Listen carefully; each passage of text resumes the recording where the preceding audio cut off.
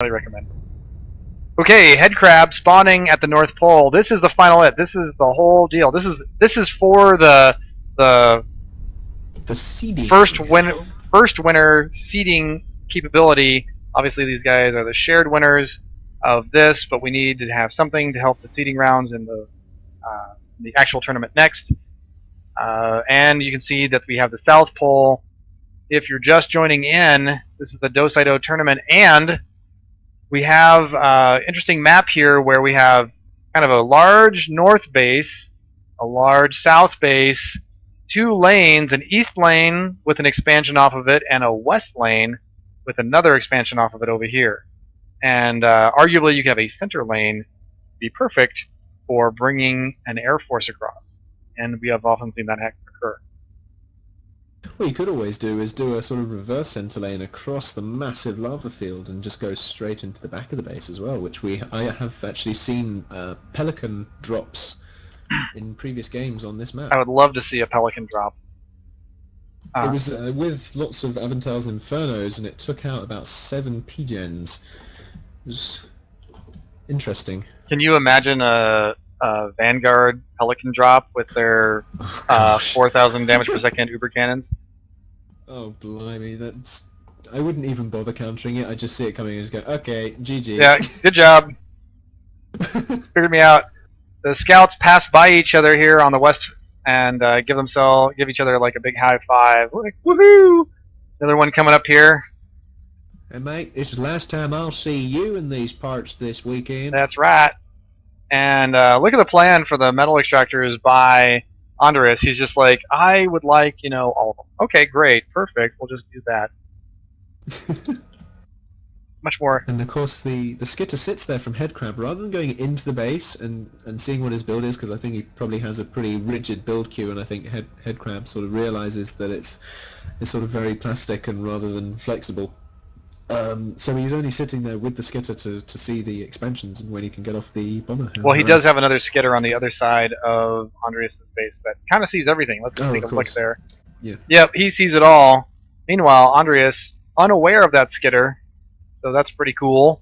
And up in the north, something similar is happening here where Headcrab doesn't actually see the skitters that kind of surround his base as well. So these guys are using the elite strats here in the Dosaido tournament. Tournament, not tournament. Tournament. Tournament. So early Bumblebee coming out of the base of Andreas actually being queued up now, almost completed, and quite a bit later to have the air factory getting cranked out here, and sure enough, right away builds a hummingbird to counter that. So he's got some anti-air up, and I don't know if he's got it set up to patrol, but he's heading across. And the bomber actually goes around to the east side, so he's going to miss that. Just sees the fabricators. Is he going to get all the bombs? Yes, he is! He gets all the bombs and kills all 3 units. Whoa. Oh, I got to see that again. Blimey. Let's go for the instant replay. 2 fabricators and a spinner. Bomber comes in, does an attack move right on it, drapes across all of it, and kablooey gets them all. Nice run by that bomber. That was like a hero. And now he's got a hummingbird outside the base. Okay. We're about to see the end of this skitter in the back of Andreas' base. Actually, there it goes. Gets shot down by that Aventail. What do you think about this? 3 fabricators just spamming out P-gens in a row along the back of the base while the commander is free to build factories. I think it's fine. And that's inefficient. I think it's fine because commander builds at 30 per second, and 3 fabricators also build at 30 per second. So it's not a big deal. The only downside is that you're concentrating 3 fabricators there, and if you do get bombed, like, it's probably pretty easy to just like take them all out at once. Whereas if they were like doing individual tasks, they you have to do more runs. But it does allow your commander to help out. I think he's assisting this. Well, he's not assisting. He's actually not doing anything. So for that reason, I don't like it at all. But I thought he was assisting the bot factory in production. Yeah, they seem to... Sometimes the commander will just assist the factory rather than continue with his build queue. I'm not sure why that is. So looking over at the Army tab, perfectly even mobile army count of 59 each. Sorry, total count being 59 each. 12 mobile for Headcrab, 14 for Andreas, 10 fabricators to 9, so and 6 fabricators to 5. So very close overall in the army size, and pretty similar in the size of the metal production, where Andreas is a bit ahead, but floating a lot of it, so he's secretly behind. I was just looking at Headcrab's base there, and Andreas, as Headcrab started building these things slightly closer to his skitters, moved them away so that he's still on the border of his base, but has seen the factories that go up. Yep. So just in case he is on the Bumblebee warpath yet again, you can see all of those fabricators bunched up, and also indeed the little laser towers as well. Yep, like if you flip back and forth between total view and Andreas view, you can see that he's actually got a lot of the base mapped out. There's a factory, a vehicle factory in the middle that he's missed, but otherwise, as you point out, doing a great job of just kind of moving his skitters back on a regular basis. Bumblebee comes out to take out one of them, and does so, and sees the other one, and I think he's doomed.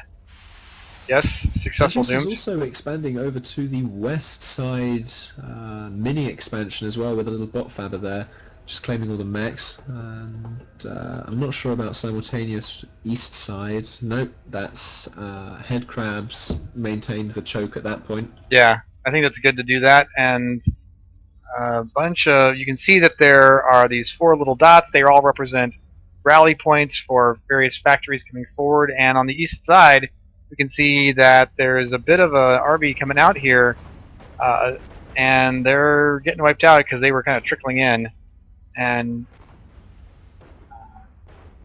the chase is on really over there.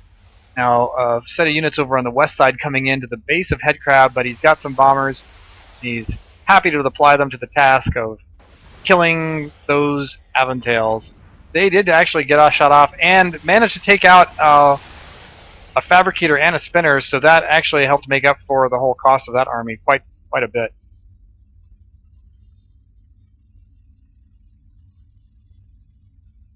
Looking at the economies of the two players, we're still about 20 metal ahead for Headcrab, but he's floating 20 to 40, so again, very even overall. Indeedly so. It's not quite moving up to T2 yet in either base. By T2 I mean advanced, of course. Yeah, of course. Happens to everybody. I'm sorry.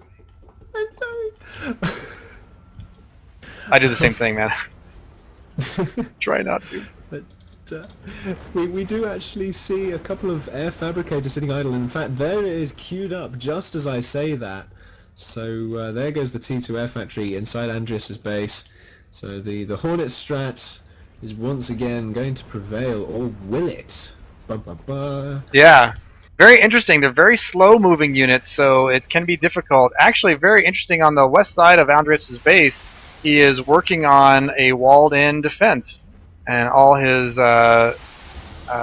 did lose those fabricators, so that may make it a little bit more difficult. And all of his units are actually set to queue up and land or rally up outside the walls, which is a little bit silly, but he is moving back now, and I think that's he may get that set up again. That'll be very interesting. Now he's got tons of fabrication, 1, 2, 3, many fabricators working on that advanced air factory, and let's see what's going up here in the north. Them Yankees are not building any advanced. They're not building advanced, nor are they building enough anti-air. You would have thought that he might have... Goodness me. Thwart? You might have thought that after last game he would have learned and put up a few more hummingbirds.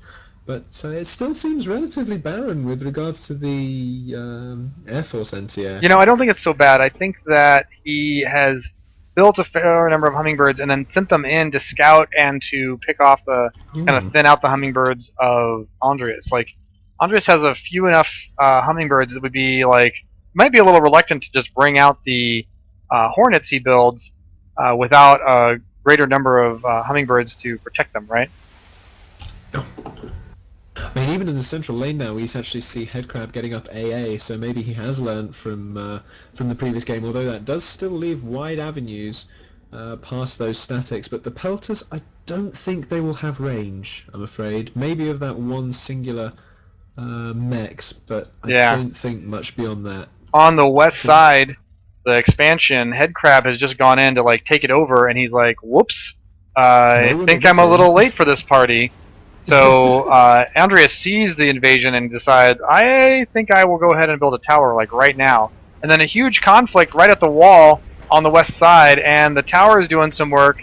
The Pelter got abandoned, or the unit got killed that was building it, and he's just not getting in there with those Infernos. Too much of a concentrated fire power here, and you can see how the walls are really helping Andreas win with actually a smaller force. He's done a great job there, and now he's going to bring his Aventels forward to kind of clean up this army, and that was a huge loss for Headcrab, actually. Yeah, definitely. I mean, I think Headcrab really needs to bolster, maybe even move to T2. That's easy for you to say. Pelters are actually firing over that gap. I didn't even let you finish. Are actually firing over that gap right now, and we see a Hornet group, 3 Hornets and a bunch of a bunch of the Hummingbirds heading up to fight. Expansion was being built by Headcrab, like tried to proxy Andreas's west side, but now the Hornets are actually like a couple of them go down. A couple of them go down. Quite a bit of anti-air there. They could have stayed out of range.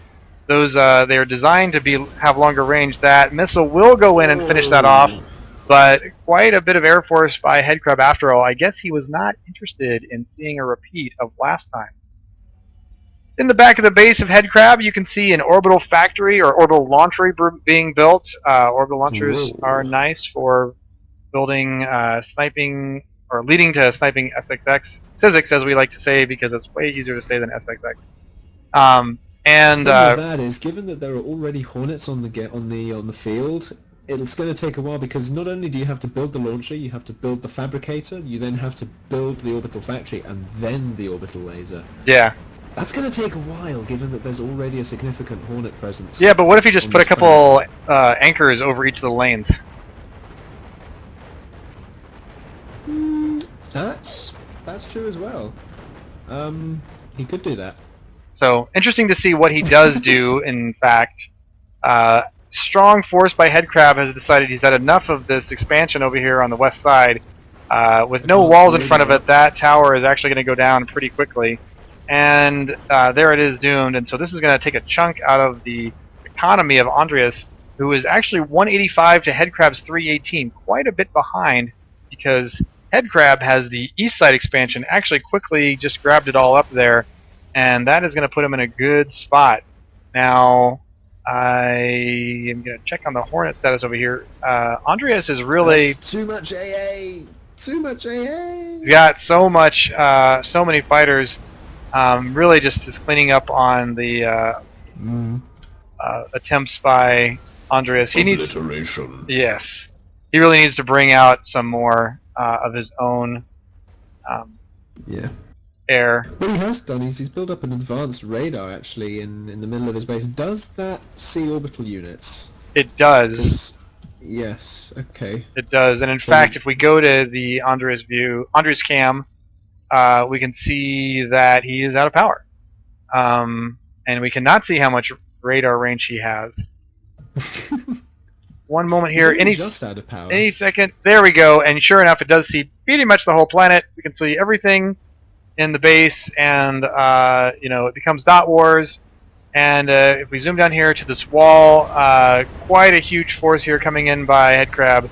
His stronger economy is really doing the work now, and I think he's going to be able to get in here and take out these walls. Easily. Yeah. It's an easily overpowering offensive there.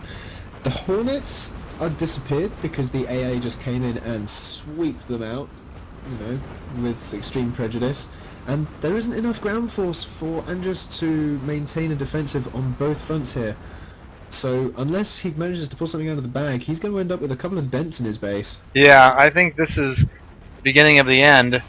Really good job by Headcrab. Really just macroing hard and then using that advantage, and did not let the anti-air. You can see that with a big force like this, the buildings do go down fairly rapidly. It just takes a little bit more time, which is kind of what we wanted. Yeah. I mean, before they took maybe what, 4 or 5 hits. Yeah, it wasn't enough. It was just like we had to think of it, and then it was obvious what we had to do. And they're going to get back there to that advanced air factory, which really, with all that build power, he could have cranked out so much more air. Like Hornets are good accompaniment to an army as opposed to primary part of an army. I mean, especially after seeing all of the AA Headcrab was producing, it would have been more intelligent to transition. And indeed, there's the GG called by Andreas G. Yep, and that's probably going to conclude the Do-Si-Do tournament. Qualifier. Qualifier, thank you very much. The final dance is yet to come. Indeed, it almost sounds slightly medieval when you put it like the final dance. I don't know what you're talking about, man. Like, you know, the sort of traditional sort of, I will dance with you. He's like fighting on to the very end here, trying to uber cannon them. And Inferno gets on him. A valiant attempt from this command. Right. But the Inferno's just sort of sitting there, just sweeping in. Getting off damage, but only going to take a couple more shots from the tanks there. Yep. And indeed, they might be getting distracted by those. There we go. All right, and good game. Well done. Next week's the Grand Dance, so tune in then. And we've got the King of the Planet tomorrow. That's Brad Nicholson, our own community manager at Uber Entertainment, and my colleague will be taking on Matisse in an epic battle in which Matisse is expected to roll right over him with reckless abandon.